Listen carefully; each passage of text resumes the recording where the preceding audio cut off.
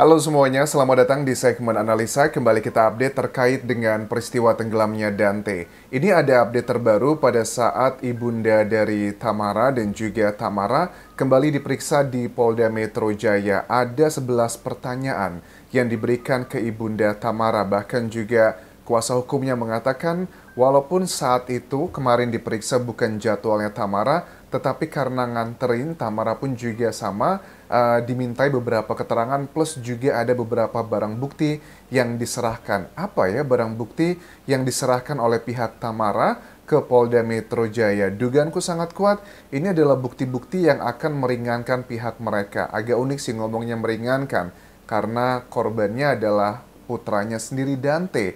Dan memang banyak keunikan dari kasus ini. Karena kalau masalah ekspresi yang orang katakan bahwa Tamara dinilainya tidak sedih yang seperti pada umumnya, menurut aku itu adalah hal yang sangat subjektif. Setiap orang tuh punya cara tersendiri bagaimana mengekspresikan rasa sedihnya. Tetapi satu hal yang masih belum aku bisa pahami adalah kenapa Tamara langsung menggandeng pengacara, kuasa hukum. Dan itu juga bukanlah hal yang murah, bukan gratis. Apa yang terjadi sebenarnya? Karena kan kuasa hukum itu memang diperbolehkan setiap warga negara itu siapapun dia boleh ya punya meng-hire kuasa hukum. Tetapi uniknya kenapa? Ini kan anaknya sendiri loh yang meninggal dunia, tetapi malah dia nggak lama setelah kejadian di tanggal 27 Januari lalu, langsung beberapa hari kemudian dia memberikan surat kuasa untuk ditangani sebagai klien kuasa hukum. Nah, ada hal yang juga cukup unik teman-teman. Dalam keterangan terbarunya diketahui bahwa ternyata mantan suaminya dari Tamara ya, bahwa bingung ngomongnya. Karena ternyata Angger Dimas ini ada dugaan di tahun 2021 pada saat masa pernikahan mereka itu melakukan dugaan adalah KDRT. Dan ternyata ini baru dilaporkan adalah di akhir tahun 2023. Akhir tahun tuh berarti antara November, Desember, atau Oktober. Nah, ternyata kan kalau kita cek dengan timeline dari hubungannya Yuda Arfandi tersangka dengan Tamara itu katanya kan sudah lama ya, mungkin sudah setahun kurang lebih. Aku tidak tahu exactly kapan, tetapi kayaknya nggak mungkin kalau dalam waktu beberapa bulan. Karena kan kalau kita lihat timelinenya, peristiwa tenggelamnya Dante itu tanggal 27 Januari 2024. Dan dikatakan menurut ibundanya Tamara kan bahwa saya itu yang nganterin Dante katanya. Saya yang membiarkan dia bersama dengan tersangka Yuda karena sudah 2 kali dia berenang dan cucu saya itu bilang senang dan bahagia aja gitu. Berarti kemungkinan besar ini sudah mengarah kayaknya ada sebagian netizen yang menduga bahwa tersangka Yuda Arfandi itu mungkin dia lagi kesel. Ada bagian-bagian yang ngebuat dia tuh mengingatkan mantan suaminya Tamara dan terlihatlah mungkin di wajahnya Dante dan sebagainya. Karena kan banyak ya yang namanya ya calon bapak tiri lah, boleh dibilang seperti itu. Sama anaknya memang juga yang tidak sayang, bahkan cenderung melakukan hal-hal yang buruk. Itu kan bukan cerita 1 dan 2, tapi sering kita jumpai seperti itu. Apakah ini salah satu indikasi bahwa ternyata laporan untuk Angger, bapaknya Dante, itu kan dicek ternyata belum dicabut. Ini adalah kejadian terjadi tahun 2021. 2021, 2022, 2023. Artinya kan sudah hampir 3 tahun, tapi kenapa baru dilaporkan di akhir tahun ini? Jadi aku bisa menangkap bahwa hubungan antara orang tuanya Dante ini memang tidak baik-baik saja. Ini yang menjadi salah satu dugaan alasan yang dikatakan bahwa bapaknya Dante, Angger ini sudah hampir setahun tidak pernah komunikasi dengan Dante, dan baru di Januari 2024 baru beberapa hari ya katanya bertemu dengan Dante di situ. Nah, apakah ini ada dugaan kayak misalnya gini, kan kalian tahu ya orang-orang yang bucin ya. Well, mungkin bagi sebagian orang lihatnya itu nggak masuk akal, tapi sebagian orang yang paham dengan dunia percintaan yang sedang baper-bapernya, apakah ada kecemburuan gitu? Misalnya kan baru nih Dante ditemukan sama bapaknya. Bapaknya ya pasti harus ke rumah, harus ada komunikasi. Ya logikanya gini, pada saat bapaknya Dante mau mengambil Dante, mungkin harus komunikasi sama emaknya gimana A, B, C, dan D. Nah, bagian komunikasi itu apakah yang ngebuat tersangka Yuda Arfandi ini ngerasa cemburu, ngerasa kesel? Itu adakah mengarah ke sana? Apalagi dengan reaksi yang kita tahu ya, keterangan dari Polda Metro Jaya bahwa awalnya untuk kasus Dante ini, waktu sebelum dimakamkan, seluruh keluarga itu sudah ikhlas karena menganggap ini adalah sebuah kecelakaan. Tapi pada saat dilihat CCTV dan orang yang pertama kali melihat CCTV, menurut keterangannya Angger Dimas adalah dirinya 3 hari setelah kejadian tanggal 27, dan itu dia melihatnya di kantor polisi. Bahkan Angger Dimas pun mengatakan bahwa orang penjaga di tempat pool atau renang anaknya meninggal dunia tersebut itu juga sangat effort banget, sangat eager bahwa ayo Pak lihat CCTV-nya Pak, ayo Pak lihat CCTV-nya. Karena orang awam aja ngelihat CCTV itu aja udah ngerasa masa sih ini katanya adalah latihan berenang, latihan pernafasan, masa latihan pernafasan ada 12 kali apa itu terbenam dan yang terakhir itu antara 48 atau 58 detik. Apakah bisa sekuat itu?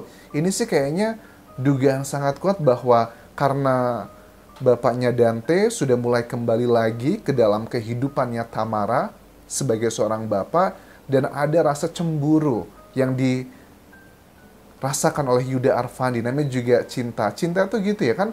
Kan mereka udah dewasa, Anjas. Yuda Arfandi juga sudah punya anak. Ya nggak jaminan, kadang tuh orang yang sudah usia 40-an, 30-an, 40, bahkan sampai 60-an pun kalau udah ngomongin cinta, itu kadang udah nggak masuk akal. Nah, apakah gara-gara kemarahan-kemarahan kecil ini, ya mungkin saja ini akan merujuknya, kalau ini benar, ya akan merujuknya adalah ke yang spontanitas.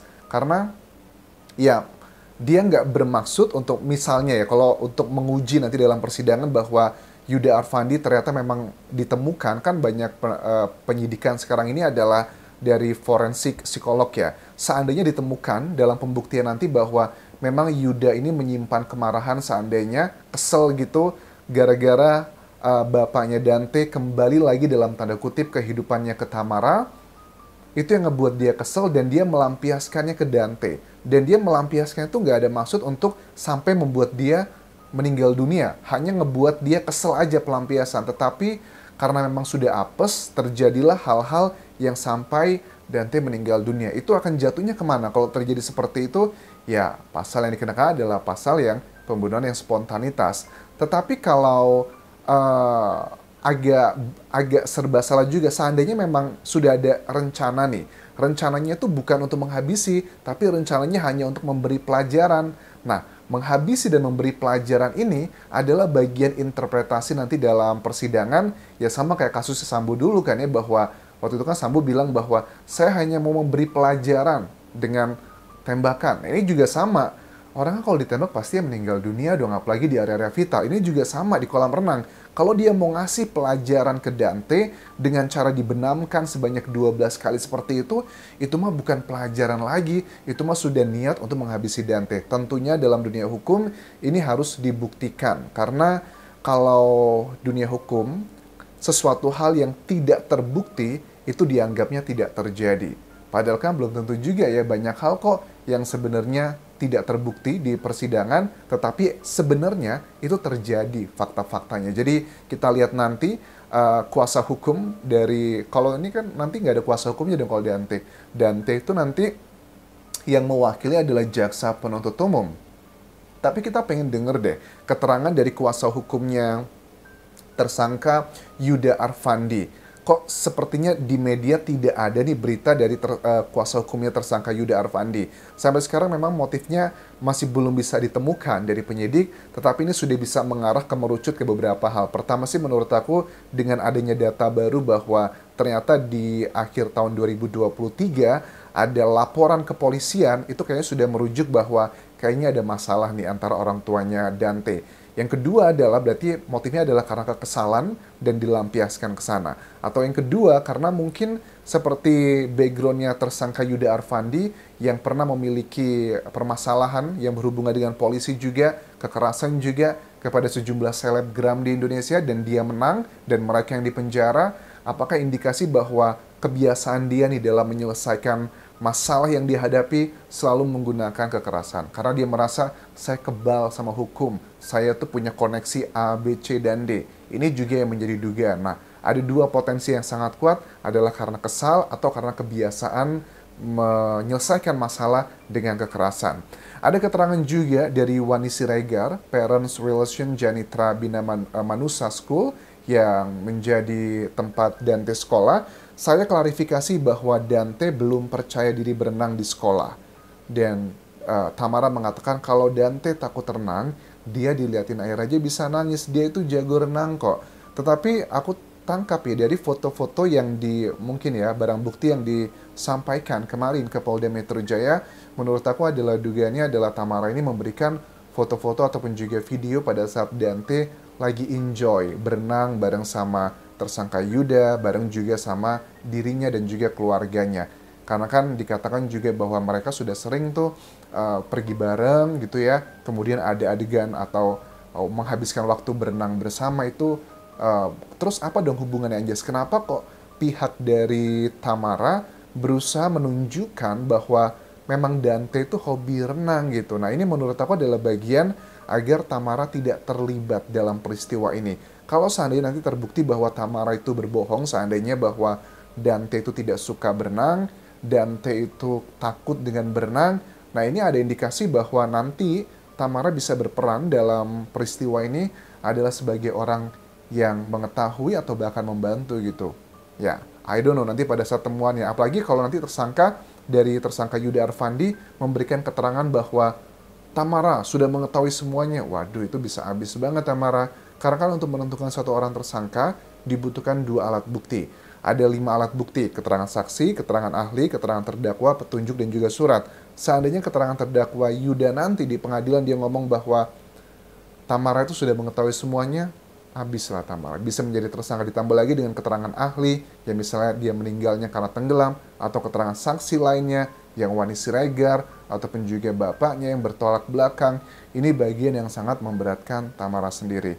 Terus juga, dikatakan bahwa dia kalau renang di sekolah biasanya habisnya pilek, makanya saya larang. Itu adalah keterangan Tamara. Ya, dikatakan sama Wani Siregar bahwa memang betul Dante itu sering atau bahkan selalu hampir mayoritas ya dia itu absen pada saat ada pelajaran berenang. Ya, katanya si Tamara memang betul, saya tidak izinkan dia berenang karena sering sakit katanya kalau habis berenang.